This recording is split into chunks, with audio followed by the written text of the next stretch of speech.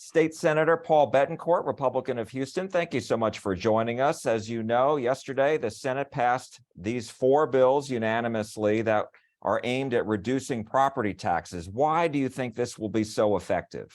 Well, the combination of permanent exemptions and compression make eye-popping numbers difference for the average homeowner. For the average home, they'll be able to save nearly $800, but wait, we're not done yet. For an over 65 and disabled home, it's over $1,000, about $1,062. These are tremendous savings because the most powerful thing you can do as a tax writer is to exempt, keep somebody from paying a tax. And that's what we do in the Senate plan. And that's why the homeowner numbers are off the charts. In the House, as you know, they have a competing vision. Their vision is to lower the cap on how much the appraisal can go up from 10% on homes now to 5% on all properties, homes, businesses, agriculture. Why do you think your plan is more effective than the House plan? Well, first off, we're continuing what has started in 2019. As values go up, tax rates are coming down. And those bills were Senate Bill 2 and House Bill 3. And last year alone, we've already saved $11 billion by values up, rates down. Now, what happens when you artificially have a very low appraisal cap, which is what's in the House plan, what you really do is drive up inequities, the homes stop selling, and in fact, the Texas Association of Business, the Texas Realtors, the Texas Taxpayer Research Institute, all oppose the House plan because of appraisal caps. They don't last long, and they're only in places where markets are hot.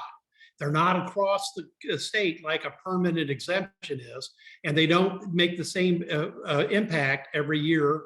And in fact, an appraisal cap does nothing for over 65 homeowners on school taxes because their taxes are already frozen. The values going up don't affect the fact that over 65 homes are frozen, and that's 2 million homeowners that get nothing with an appraisal cap. So Senate plans an A for over 65 homeowners at over $1,000 a year savings, and unfortunately, it's an F on the House plan because they get zero. And what about those who are younger than 65? Because as we know, appraisal values have gone up in Texas because Texas is hot right now. We know that people are coming here for jobs. There's not a lot of inventory. And so, at least in the Dallas-Fort Worth area. And so people have seen their appraisals go up. I just interviewed a couple and their appraised value went up from $305,000 in 2019 to $410,000 in last year in 2022. So what do you say to those folks who worry that, yeah, even if their homestead exemption goes up, the appraised value will go up so much it would cancel out that homestead exemption?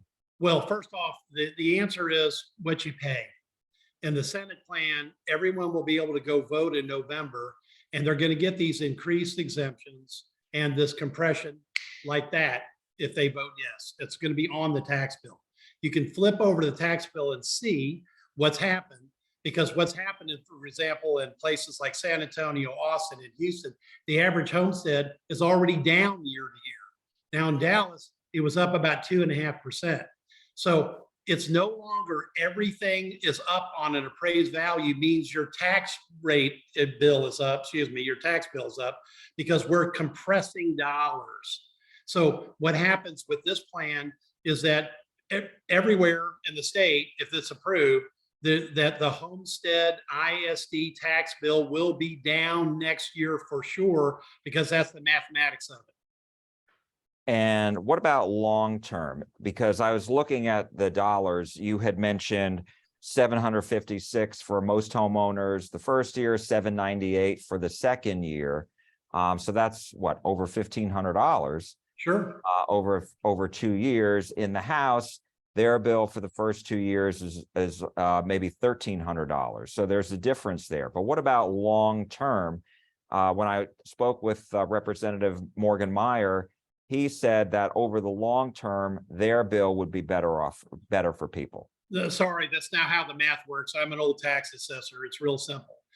Exemptions hit your bill every year, regardless of what happens to your value. Now, if you look at an appraisal cap, it may help you with the year, or maybe it's another year out of 6, but it's not every year. So long term, there's no question.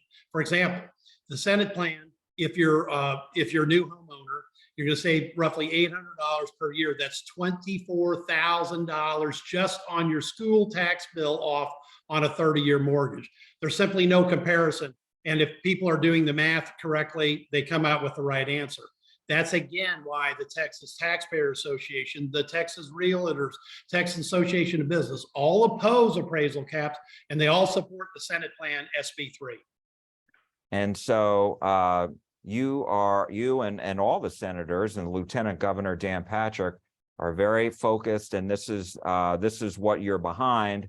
Similarly, in the House, the leadership there is behind their plan. And so I'm wondering, how will, if they pass HB2, how will the leadership in the Senate and the House come together and hash out an agreement? You'll have to compromise, right? Well, the important point is the Senate's already put their plan out.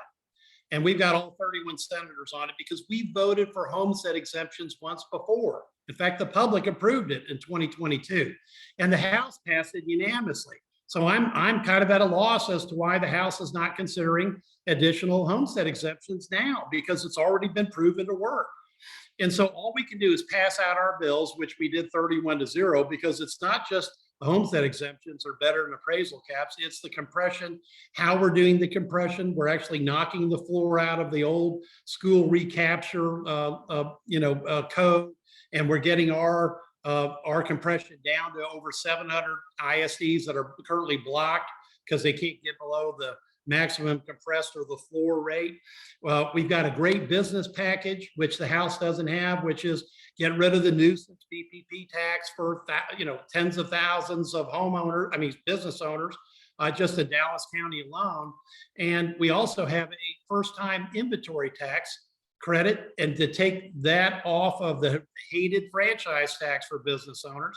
That's why we got the Texas Association of Manufacturing, the Chemical Council, a bunch of people supporting Senate Bills 4 and 5. We've got a great plan. It's $16.5 billion. I never thought I would be able to, in my life, go sit before Lieutenant Governor Patrick, who we've been working on property tax relief for 20 years, take all of our experience and be able to give back $16.5 billion of the public's money. It was a great day in the Senate. And I wanted to ask you, because it's a lot of technical terms with compression and all that. Basically, you're talking about, and correct me if I'm wrong, you're talking about reducing the amount of property tax that's going to pay for schools, and instead taking other state revenues, sales tax and other revenues, and putting that instead to pay for public schools. Is that right? Right, because we've all been on this idea that as values go up, tax rates come down, so bills come down.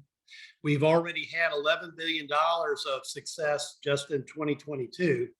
And what we're doing now in the Senate bills, and we're basically having the state step up and pay the difference. So school taxes are down because the state's stepping up their share.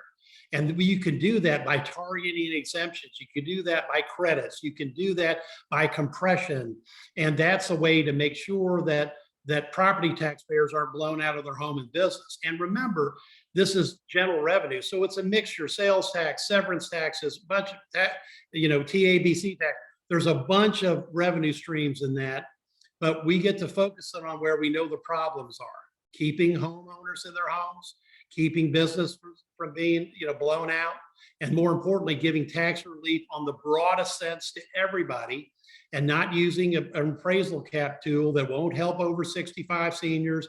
And it is actually regressive, because the problem is that it helps much higher dollar homes far more than lower price property or lower middle income homes. And we're staying out of those traps by having a great plan in the Senate that has every Republican and Democrat behind it. I hope everyone listens to that plan, especially our colleagues in the House. And I did have one other question. I was watching the Senate vote yesterday, and you had a conversation with Senator Kelly Hancock from our area. And I believe he was talking about that because of the way the school formulas worked in the past couple of years, since the 2021 budget was passed. Correct me if I'm wrong. He was saying, and I heard from the Mike Morath, the TEA commissioner, and he was telling the House several weeks back that the prediction of school attendance was higher than the actual attendance. And so if I heard correctly, he was saying that there's $1 to $2 billion parked at TEA of revenue just sitting there. And, you know, I don't know where it's going to end up. I guess it goes back to the general fund. Is that something that you've heard about? And was that what Senator Hancock was referring to? Well, what Senator Hancock and I were talking about before was the problem of when you try to compress tax rates, get the tax rates down on schools, you run into a floor. It's called the maximum compressed rate. We've got 698 school districts stuck at that floor, which is roughly 80 cents on $100 of school maintenance and operation taxes. We've got a recapture language that basically carves a hole in that and pushes all that money down to taxpayers. There's actually going to be 19 school districts taken off recapture, but we're not done yet. We're going to make sure that all those districts are held harmless by putting in more money to make sure that our change in tax policy doesn't lower what they're getting from the state on state support. All this is, is making sure that schools stay whole, and we're even adding that with bills like Senate Bill 9, which is going to increase teacher pay, et cetera. So even if the commissioner is thinking he's got $1 billion or $2 parked, trust me, the money's going to be spent, but it's going to be spent on raises and on property tax relief, which are two good things. State Senator Paul Bettencourt, Republican of Houston, thank you so much for joining us and giving us insight on your bills. Thank you so much. Thank you so much. Appreciate it.